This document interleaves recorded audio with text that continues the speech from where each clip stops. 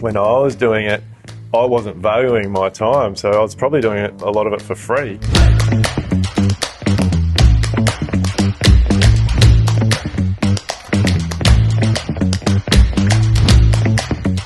At Live Life Build, we talk about how numbers don't lie. Building businesses are full of data. When you understand how to collect that data, how to review that data, that can be incredibly powerful for your business because it gives you the opportunity to track how well you're doing. One of the things that you talk about a lot with our members is tracking costs on their projects and ways that they can track costs on their projects. Why do you think it's so important to track your costs so closely? It's one of those things. Like if you're not regularly doing it, you can't improve on it.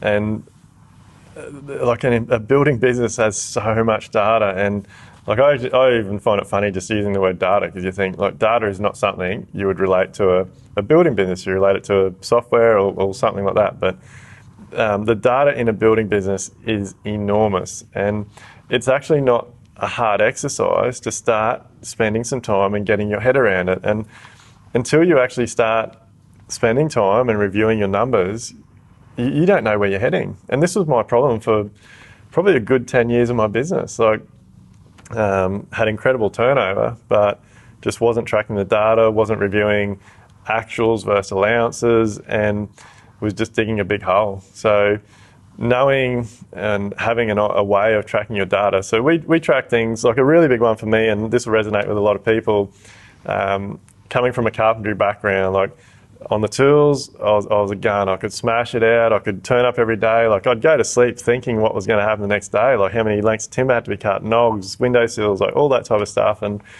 you just knew that when I turned up in the morning, by the time I left in the afternoon, this amount of work would be done.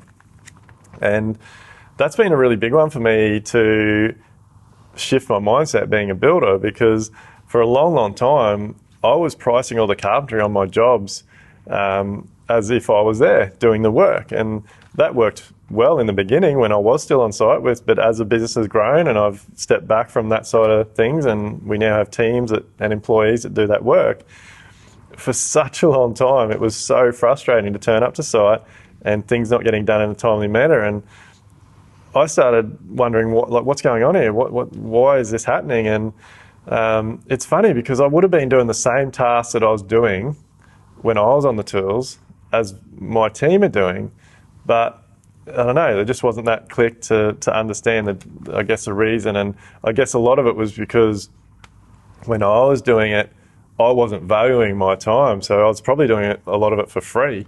I was doing a lot of it for free. So like just simple things like tracking your carpenters and what they do on site, like getting them to list down, because you'll actually be quite surprised of how many little miscellaneous tasks take up a huge amount of time. Sweeping and cleaning the site, locking the site up, cleaning the outside the building, builders clean at the end of the job, packing tools up, moving materials around site, helping other trades. Like there's just, especially on the sites are getting smaller and smaller, there's nowhere for materials. Like just moving materials around a site can literally chew up tens of thousands of dollars on a decent sized project on a small lot. Yeah, which if you haven't estimated or allowed for, that's going to come out of your bottom line as a builder. So timesheets then must be really important in terms of your team actually filling out timesheets and properly giving attribution or coding the time that they're spending on various tasks to those various things. Yeah, and so we track a lot. Like we track everything. Like we break our costs down.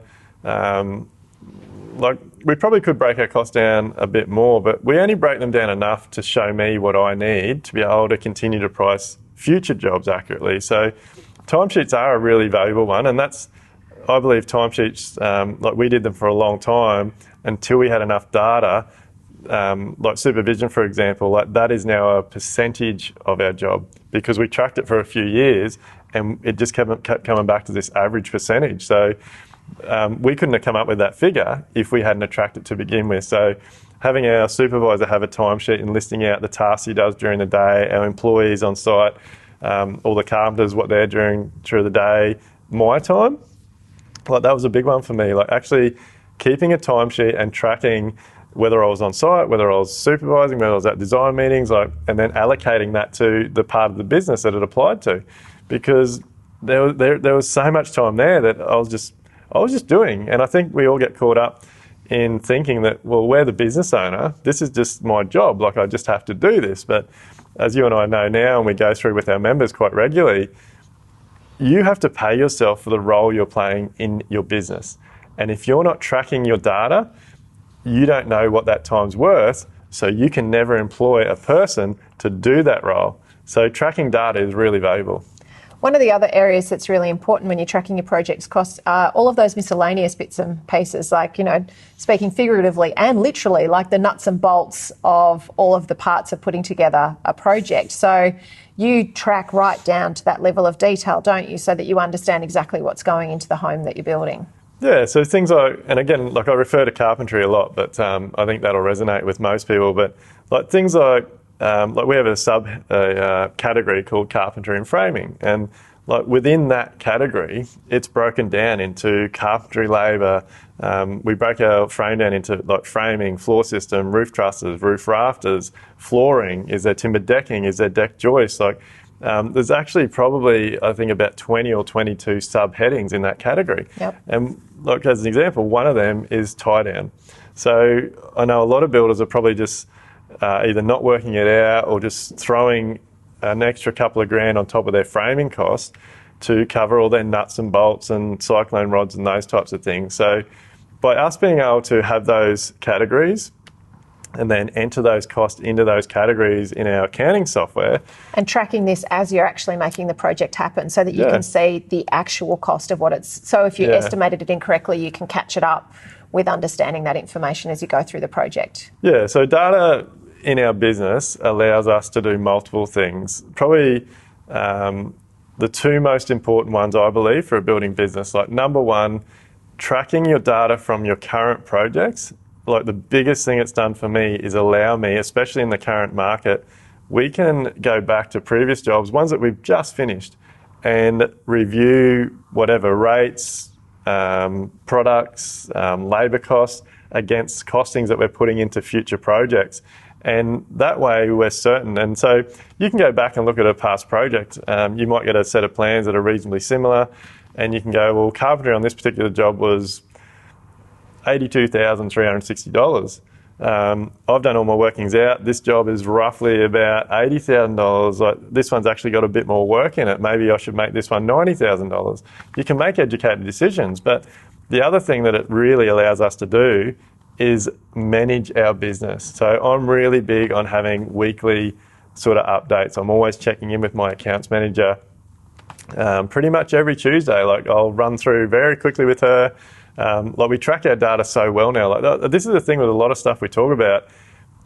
It's a lot of work to begin with, and then it becomes so regular that it's just another thing, and you get your time just back. Another system that can move through your business quite seamlessly. And that is what gives you the freedom that you should have in a business. And so every Tuesday we can have a quick run through allowances versus actuals, because every week we're getting our timesheets in from our contractors, our employees, our materials that have been delivered in the previous weeks.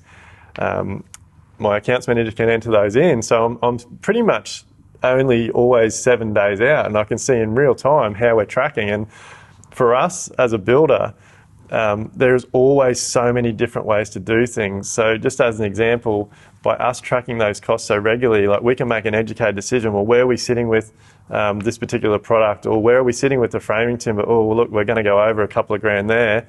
All right, well, let's look at some other options that we can do for scaffolding. Like, maybe we don't need full height scaffolding, maybe we can get some edge protection and we might be able to save a couple of grand. So we can make those educated decisions every week throughout the job, so that ultimately at the end of the job we can make the margins that we set out to. And I think an important thing out there to remember is, in a building business, in any market, everything's always a juggling act. Like, just because we price it, we do scopes of work, we price the jobs really accurately, there's always price increases happening, labour increases, a material might be discontinued, you've got to substitute it so the other material's worth different. Like, there's so much going on that are out of our control.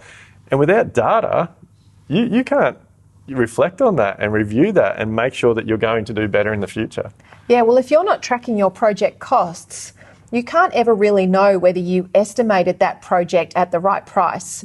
You might have created a quote or a proposal for that project that was a certain amount of money, but the price that you actually ended up delivering it at, the amount of time it took, what it cost your team to deliver it, could be an entirely different thing. And yet, if you're constantly quoting and creating proposals for jobs based on a bunch of assumptions that are actually incorrect, you'll be going out the back door, and before you know it, you'll have no money and be none the wiser. Whereas if you'd actually been able to track those project costs through and review them on a weekly or a fortnightly basis, you'd be able to make much faster decisions, much better informed decisions about whether you're making the right, you're relying on the right information for these proposals, and also in the execution of those projects, whether you need to change anything so that you don't, kill your bottom line.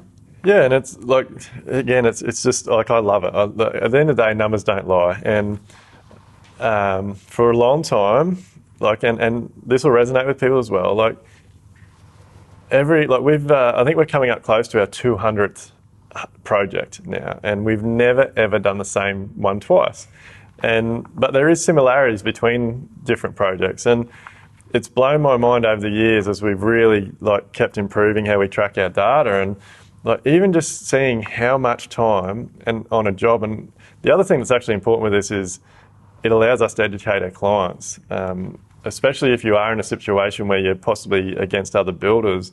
You can educate your clients on, well, I've allowed for everything, because even the site can change the cost dramatically. So you might have the exact same house design, but this house here on a flat block of land and then plonk it on a real steep block of land, the cost will vary dramatically. Yeah, or even a site that just has more significant constraints, or a narrower street, or some kind of issues with traffic control that are required. Anything like that can make a big difference to the overall cost. Yeah, and we've had a perfect example of that lately, where your typical sort of average size 2-storey house on a small lot, but our current job is in a flood overlay area, and the amount of cost to get that to a slab is literally 10 times more than what it would be on a high flat block of land somewhere else. So we've got that data now. So we've literally got a huge bank of data that is adding value to my business, because I can go back and review.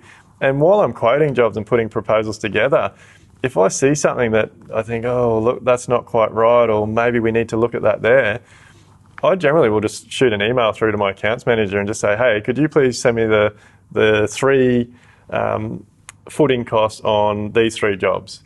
And a lot of the time, that gives me a bit of an average that I can check against my current quote and make sure I'm on the right path. Yeah. So if you're not tracking your project costs, now you've got some ideas about how you can get started. If you're not tracking your project costs with the level of detail that we've been discussing, then review whether you can start incorporating more detail, and really wrap your heads around how you're going to be able to track your project costs so that you can stop your projects from unknowingly chewing money and be able to create change far faster in your business.